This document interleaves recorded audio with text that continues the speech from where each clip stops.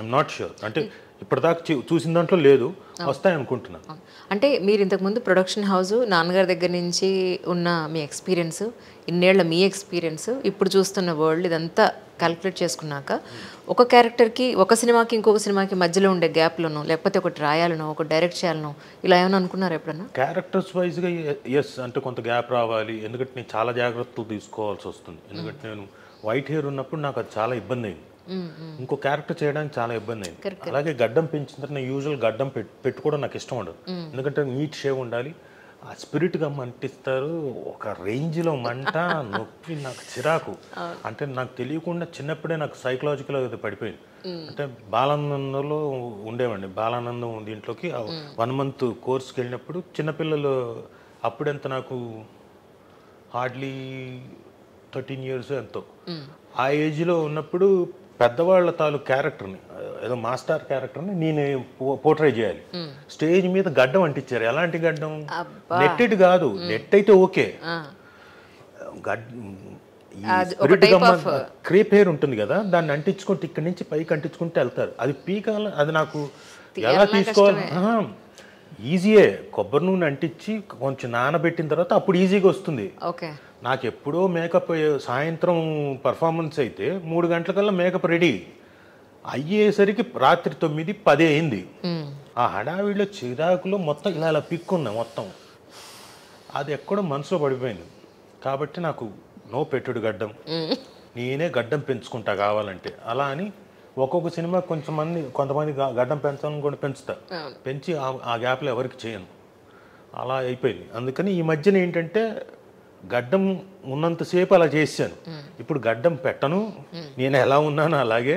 సరే వైట్ వేసుకుంటాను, బ్లాక్ వేసుకొని వైట్ వేసుకుంటా. వైట్ వేసుకొని బ్లాక్ వేసుకున్నామంటే కష్టం, స్ప్రేలు ఏవో ఉంటాయి, అది మరీ చిరాకు. ఆ కెమికల్ రోజు పెట్టాలంటే చిరాకు, కర్పూసలా ఉంటుంది హెయిర్ అంతా. ఎగ్జాక్ట్లీ. అందుకని అలా ఫిక్స్ అయ్యి క్లియర్గా చెప్పేశా ఇది కొంచెం. బట్ ఎస్, డైరెక్ట్ చేయాలన్నది నాకు అంతగా లేదు, ఎందుకంటే మళ్ళీ అది నాకు మళ్ళీ మొదటి నుంచి I have to learn everything. చేసిందే ఇది వరకు, బట్ అగైన్ మళ్ళీ కొత్తగా నేర్చుకోవాలి కదా అన్నీ. ఇప్పుడున్న దేనికి నేను మళ్ళీ ఐ హ్యావ్ టు ప్రిపేర్ అన్నీ. చేస్తాను ప్రాబబ్లీ. ఇంకా కమిన్ అంటే ఒక 3-4 months ఆల్రెడీ ఏవో అప్లై చేస్తున్నాను, వస్తే డెఫినెట్గా చేస్తాను. అంటే నాకెవరు నాతో అన్నారు, ఆయన రాజీవ్ కనకాల గారు ప్రొడ్యూస్ కూడా చేస్తున్నారు. అదే నా ప్రొడక్షన్ హౌస్ నుంచి సబ్జెక్టులు పెట్టున్నాను, వస్తే డెఫినెట్గా.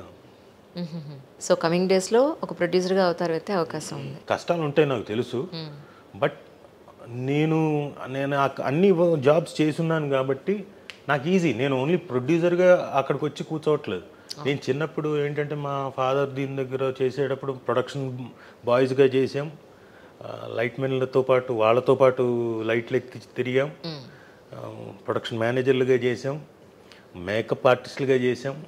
సో ఇన్ని జాబ్స్ చేస్తున్నాం కాబట్టి ఎక్కడెక్కడ ఇబ్బందులు ఉంటాయి, ఎక్కడెక్కడ లేట్లు అవుతాయి, ఇవన్నీ నాకు తెలుసు. కాబట్టి నేను అవన్నీ బేరీజ్ వేసుకొనే చేస్తాను. టైమింగ్, ఒకవేళ మీరు ఏదైనా సీన్ పేపర్ ఇచ్చారనుకోండి, మీరు రాసి ఇదిగోండి ఇన్ని పేజీలన్నీ, ఇది ఎంతసేపట్లో తీయగలుగుతారో కూడా చెప్పగలుగుతారు. రైట్. సో అంత ఎక్స్పీరియన్స్ ఉంది కాబట్టి డెఫినెట్లీ నాకు పెద్ద కష్టం అవ్వదు. ఓకే, ఏదైనా కష్టం వచ్చిందంటే ఫైనాన్షియల్గా వస్తేనే రావాలి తప్ప మేకింగ్ వైజ్గా అయితే రాదు. చిన్నప్పటి నుంచి మా నాన్న ఇవే సైకలాజికల్ ఆస్పెక్ట్ల గురించి, మా యాక్టింగ్ సబ్జెక్ట్ అంతా సైకలాజికల్ ఆస్పెక్ట్ గురించే, అవన్నీ తెలుసుకోవడం గురించే. ఇవన్నీ కూడా చిన్నప్పటి నుంచి విని విని విని, ప్లస్ మా అమ్మ హైదరాబాద్లో మా నాన్న కంటే ఫేమస్. ఎందుకంటే ఆవిడ పరిషత్తు నాటకాలు విపరీతంగా వేసి, లక్ష్మీదేవి కనకాల గారు అంటే అప్పుడు నాన్న ఇక్కడ హైదరాబాద్కి వచ్చే టైంకి దేవదాస్ కనకాలు ఎవరో ఏంటి తెలీదు, ఆవిడ లక్ష్మీదేవి అంటే బాగా ఫేమస్. కరెక్ట్. ఈ నెవర్ హ్యాడ్ దట్. చెన్నైకి వెళ్ళిన తర్వాత నాన్న సినిమాల్లో బాగా ఫేమస్ అయిపోయిన తర్వాత మా అమ్మ ఎప్పుడు ఫీల్ అవ్వలేదు ఆయన ఫేమస్ అయిన, మా ఆయన కదా అనుకుంది. ఇక్కడికి మళ్ళీ వచ్చిన తర్వాత మళ్ళీ so they never had that. ఇవి మాకు చెప్తుంటారు కదా, మాకు చెప్పారు కదా, విన్నాం కదా, కాబట్టి నాకు కూడా ఎప్పుడు అలాంటి ఫీలింగ్ అసలు. That's really great sir. ఒకవేళ చెప్పకపోయింటే వచ్చేదేమో.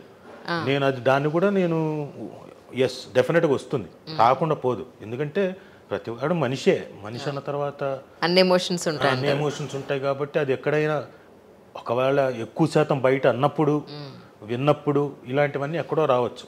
ఇవన్నీ నేను విన్నాను చూశాను కాబట్టి మాకు రాలేదు.